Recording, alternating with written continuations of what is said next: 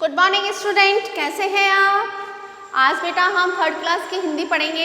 हिंदी के 2 चैप्टर हमारे कंप्लीट हो चुके थे और हम आज थर्ड चैप्टर स्टार्ट कर रहे हैं जिसका नाम है अपनी वस्तु। बहुत ही प्यारी एक कहानी है। इस कहानी के माध्यम से जो लेखक है वह हमें क्या समझाना चाह रहा है कि कोई भी वस्तु जो होती है वो वस्तु का अपने अपना महत्व होता है, अपनी अपनी कीमत होती है। तो इसके अंदर बहुत सारी चीज़ें आपको समझने को मिलेगी, बहुत सारी नीतियों के बारे में आपको इसमें पता चलेगा। तो स्टार्ट करते हैं न्यू लेसन अपनी वस्तु। स्टार्ट करिए, जल्दी सी पेज नंबर 96 निकाल लीजिए। स्टार्ट करूँ? चलो। एक महात्मा जी कहीं जा रहे थे। महात्मा कौन होता है? साधु होता है ना, साधु संत जिसे कहा जाता है। वो कहीं जा रहे थे।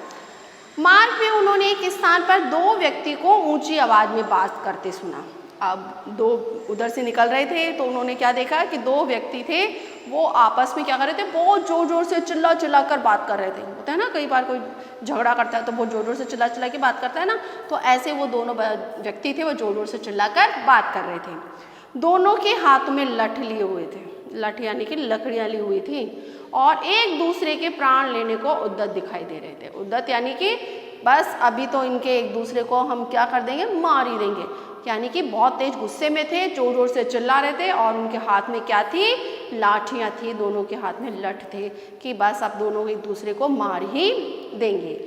एक कहता यह भूमि मेरी है और मैं इसका स्वामी हूँ।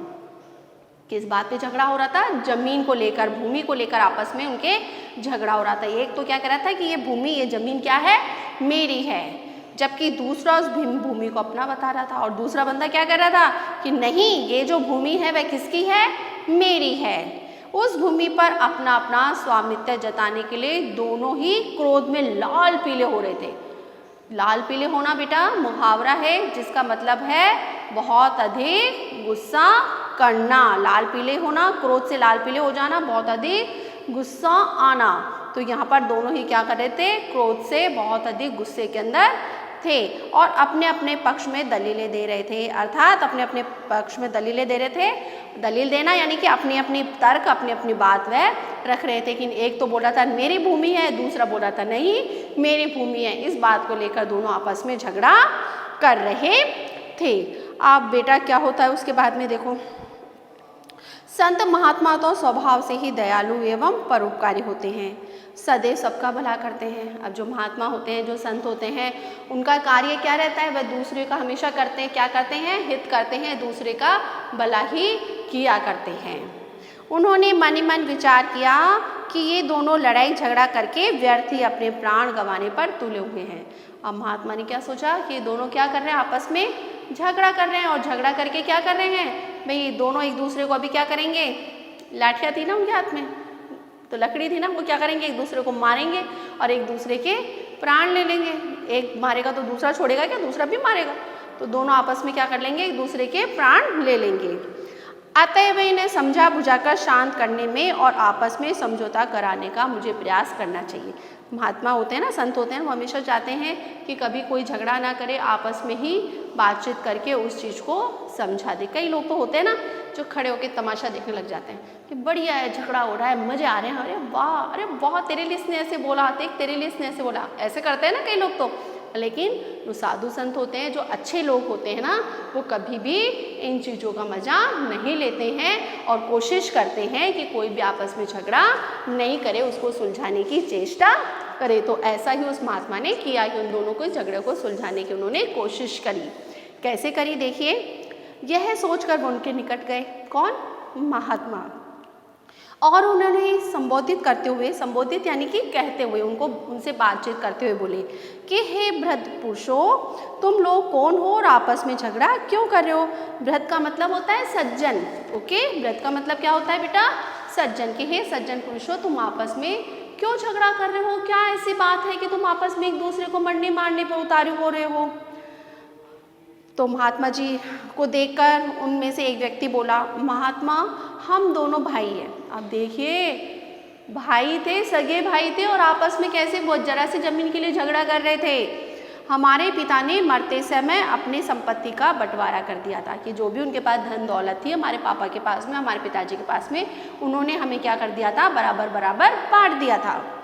उनके अनुसार इस भूमि का मालिक मैं हूँ, कि मेरे पिता ने मेरे को क्या कहा था, ये भूमि मेरे को दी थी, तो इस भूमि का मालिक कौन हूँ, मैं हूँ। फिर भी यह व्यर्थ में झगड़ रहा है कि दूसरा जो है ना वो व्यर्थ में ही मेरे से झगड़ा कर रहा है, जबकि मेरे जो पिताजी थे उन पिताजी ने हमारे बंटवारा आधा आधा कर दिया था और यह भूमि मेरे को दे दी थी कि यह भूमि मेरी है, लेकिन ये व्यर्थ में ही मेरा भाई जो है मेरे से झगड़ा कर रहा है। दूसरा व्यक्ति तत्काल बोला, तत्काल यानी कि बहुत जल्दी से बोला, महाराज यह बिल्कुल झूठ बोल रहा है, यह भूमि इसके भाग में नहीं है बल्कि मेरे भाग में आती है, इसलिए इसका असली मालिक मैं हूँ। यह झूठ मूठी इसे अपनी बतलाकर मुझे डरा धमकाकर इसे भूमि को हड़पना चाहता है। उन्होंने क्या कहा कि नहीं, दूसरा व्यक्ति था ना, दूसरा भाई जो खड़ा था, जब उसने कहा कि ये भूमि मेरे पिताजी ने मेरे को दिया तो उसको गुस्सा आ गया कि ऐसे कैसे पिताजी ने देके गए, ये भूमि तो तेरे को देके ही नहीं गए थे, ये भूमि तो किसको देके गए थे पिताजी, मेरे को देके गए थे, मेरे हिस्से की जमीन है। तो इस बात को लेकर दोनों के बीच में क्या हो रहा था, झगड़ा हो रहा था। अर्थात झगड़े का कारण क्या था, जमीन अर्थात भूमि उस झगड़े का कारण थी कि दोनों इस भूमि को अपनी अपनी बता रहे थे। महात्मा जी ने शांत भाव से फरमाया, तुम दोनों ही इस भूमि को अपना कहते हो और अपने अपने पक्ष में दलीलें देते हो। दलीलें यानी कि अपने अपना तर्क दे रहे थे ना, वो बोल रहा था मेरी है, वो बोल रहा है मेरी है। ऐसे तो इसका निर्णय कभी भी नहीं हो सकता भाई, ऐसा तो कभी निर्णय होगा ही नहीं। आप तो बोल रहे हो आपकी भूमि है, ये बोल रहा है मेरी भूमि है, तो वास्तव में भूमि है किसकी, किसी को पता नहीं, क्योंकि पिता तो रहे ही नहीं। अब पिता तो स्वर्ग को चले गए, समाप्त हो गए, मृत्यु हो गई उनकी, तो कैसे पता चलेगा ये भूमि किसकी है। इसलिए यही अच्छा होगा कि जिस भूमि के लिए तुम दोनों मरने मारने को उतारू हो रहे हो उससे ही यह बात पूछ लो कि इसका असली मालिक कौन है और तुम दोनों में से कौन व्यक्ति इसका मालिक बनेगा, वह स्वयं इस बात का निर्णय कर देगी। अब उन्होंने क्या कहा कि भाई तुम आपस में क्यों झगड़ा कर रहे हो, ये जो भूमि है ना, इस भूमि से पूछ लो कि ये भूमि किसकी है, तो आपस में जो झगड़ा है वह क्या हो जाएगा, आपके समाप्त हो जाएगा, खत्म हो जाएगा। ये भूमि बता देगी भाई मैं इस बंदे की भूमि हूँ, तो क्या हो जाएगा, बात ही खत्म हो जाएगी, तुम्हारा आपस में झगड़ा ये क्या हो जाएगा, समाप्त हो जाएगा। कुछ पल तक दोनों महात्मा जी की ओर मुख को ताकने लगे, फिर बोले, किंतु ये कैसे संभव है, भूमि भी कभी बोलती है। उन्होंने क्या कहा, महात्मा जी आप कैसी बातें करते हैं कि भूमि भी कभी बोलती है, कि कभी जमीन को भी बोलते हुए देखा है क्या कि जमीन बोलती है, जमीन तो कभी बोलती ही नहीं है, ये कैसे बोलेगी, कैसे बताएगी किसकी है। महात्मा जी ने उत्तर दिया, हाँ अवश्य बोलती है, परंतु उसकी आवाज़ तुम लोग नहीं सुन सकते हो, किंतु यह बताओ कि भूमि जो भी निर्णय देगी वह तुम दोनों को मान्य होगा। उन्होंने कहा, क्या कहा कि भाई ये मुझे पता है कि भूमि जो है वह बोलती नहीं है, लेकिन वह मेरे से बोलती है, कि मैं संत हूँ, मैं साधु हूँ, तो मेरे से वो बता देगी कि हाँ ये भूमि किसकी है, लेकिन पहले तुम ये प्रॉमिस करो मेरे से कि जो भी ये भूमि निर्णय देगी वो आपको क्या होगा, मान्य होगा। मान्य होगा यानी कि मानना होगा कि यह किसकी भूमि है। अब क्या होता है देखते हैं आगे। अब देखते हैं, दोनों भाई इस बात पर राजी हो गए। फिर आकर दोनों भाई इस बात पर राजी हो गए। तब महात्मा जी बोले, मुझे बहुत ज़ोर से भूख लग रही है, पहले मुझे भोजन कराओ। तो उन्होंने क्या कहा, महात्मा जी ने अब सोचा कि भाई अब निर्णय लेना है इनको दोनों को, पहले तो मैं शांत करूँ, उनका गुस्सा शांत करूँ, जब जाके कोई बात करूँ आगे।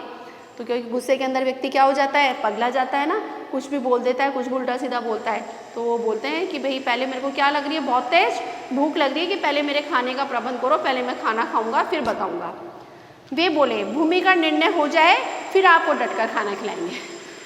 हाँ, वो दोनों भी क्या थे, चालाक थे। उन्होंने क्या कहा कि पहले हमारे भूमि का निर्णय कर दो भाई कि भूमि किसकी है, उसके बाद में आप जो चाहोगे वो आपको भर पेट, आपको जैसी इच्छा होगी वैसा खाना, आपको डटकर खाना हम खिला देंगे।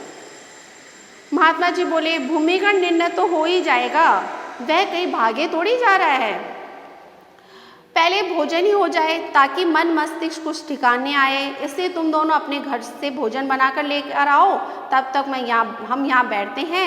यह कहकर महात्मा जी ये पेड़ की छांव में बैठ गए। अब क्या हुआ कि महात्मा जी को तो क्या करना था, उन दोनों का पहले क्रोध शांत करना था, उनको भोजन तो करना एक बहाना था उनको तो एक बहाना चाहिए था जिससे कि दोनों भाई आपस में झगड़ा करना क्या कर दे, बंद कर दे। उन्होंने क्या कहा महात्मा जी ने कि तुम दोनों क्या करो, अपने अपने घर जाओ और अपने अपने घर से मेरे लिए अच्छा सा बढ़िया सा स्वादिष्ट सा खाना बनाकर लेकर आओ, जिससे मेरा मन मस्तिष्क क्या है, काम करने के लिए चालू हो। क्योंकि बेटा हम खाना खाते हैं तो हमें क्या मिलती है, एनर्जी मिलती है ना। आप खाना नहीं खाते तब तक आपको एनर्जी नहीं मिलती है। तो एनर्जी मिलने के लिए, हमारे ऊर्जा मिलने के लिए हमें खाना खाना आवश्यक है। तो महात्मा जी भी क्या बोलते हैं कि तुम दोनों घर जाओ और अपने घर से मेरे लिए खाना बनाकर लेकर आओ। उसके बाद में मैं निर्णय दूंगा, भूमि से पूछूंगा कि वह किसकी है, तो वह मेरे को बता देगी। ओके बेटा, तो दोनों भाई क्या होते हैं, अपने अपने घर पे चले जाते हैं। अब देखिए सबसे बड़ा घर पे जाने का कारण मैंने बताया ना, जो महात्मा जी थे वह क्या चाहते थे कि दोनों का क्रोध क्या हो जाए, शांत हो जाए। तो अपने अपने घर जाएंगे, फिर खाना बनवाएंगे, तो धीरे धीरे उनका क्रोध क्या हो जाएगा, कम हो जाएगा ना, शांत हो जाएगा। बेटा जब भी हमें गुस्सा आए ना, हमें किस चीज़ से गुस्सा आ रहा है, किस वस्तु पे गुस्सा आ रहा है, किस व्यक्ति पे गुस्सा आ रहा है, तो कुछ समय के लिए हमें उस स्थान से, उस व्यक्ति से क्या हो जाना चाहिए, दूर हो जाना चाहिए, जिससे कि हमारा क्रोध क्या हो जाता है, शांत हो जाता है। और फिर हमें ठंडे दिमाग से सोचना चाहिए कि जो हम कर रहे हैं कि क्या वो सही है, कि आई एम राइट या रॉन्ग, वो सारी चीज़ें हमें बाद में सोचनी चाहिए। क्योंकि हम जब भी गुस्से में होते हैं ना, तो कभी भी हम सही निर्णय नहीं कर पाते। सही निर्णय करने के लिए हमें हमारा शांत होना बहुत ज़रूरी है। ओके बेटा, आज के लिए हम इतना ही लेसन पढ़ते हैं, आगे वाला लेसन हम कल पढ़ेंगे। आज आपको क्या करना है, होमवर्क में जितने भी 20-20 के इसके अंदर शब्दार्थ आए हैं जो इम्पोर्टेंट है, वो आपको शब्दार्थ अपनी नोटबुक में कंप्लीट करने हैं। बेटा कई बच्चे मेरे से वीडियो पे पूछते हैं या फ़ोन करके बार बार में मेरे को पूछते हैं, मैम इसके अंदर इतने सारे शब्दार्थ आप में करने हैं क्या? तो बेटा वो तो करने ही है ना बच्चे, इसमें आप बार बार में मेरे को व्हाट्सअप करते हैं, बार बार मेरे को फ़ोन करते हैं, तो छोटे छोटे बातों के लिए बेटा फ़ोन करते हैं। बेटा एक बार बताइए, आपको शब्दार्थ तो याद होंगे, तो शब्दार्थ याद होंगे तभी तो आप उस चीज़ का अर्थ भली प्रकार से समझ पाएंगे। क्या प्रॉब्लम है अगर 25, 30, 50 अगर शब्दार्थ अगर आपको याद हो जाएंगे तो बढ़िया है ना। आपको आगे वाले समय में जब आप बड़ी क्लासों में जाओगे तो बड़ी क्लासों में आप इन शब्दों के अर्थ क्या है स्पष्ट रहेंगे आपको, तो कोई प्रॉब्लम ही नहीं है। तो बेटा प्लीज़ मेरे को इतनी छोटी छोटी सी बातों के लिए आप कॉल मत करा करिए कि मैम आपने इतने सारे शब्दार्थ दे दिए, इतने सारे शब्दार्थ करें। बेटा करना है सो करना है। ओके बेटा, इस तरह के मेरे को दोबारा से कॉल नहीं आना चाहिए। जो भी आपकी प्रॉब्लम है वो मैं सॉल्व आउट करने के लिए तैयार हूँ, लेकिन ऐसे नहीं कि मैम इतने सारे शब्दार्थ है, इतने सारे क्वेश्चन है, सारे करने हैं क्या? बेटा सारे करना है ना। खाना आपके घर में खाना बनता है, आप क्या करते हैं, पूरा खाना खाते हैं ना, सब्जी चपाती फल फूल मिठाई नमकीन रायता सब कुछ खाते हैं या ऐसे करते हैं? नहीं नहीं नहीं नहीं, मेरे को तो खाली चपाती और सब्जी दे दो, नहीं ना, सब चीज़ें खाते हैं ना। तो उसी प्रकार से बेटा आपको होमवर्क भी सारा करना है। ओके बेटा, आज के लिए इतना ही। Good day, goodbye, take care.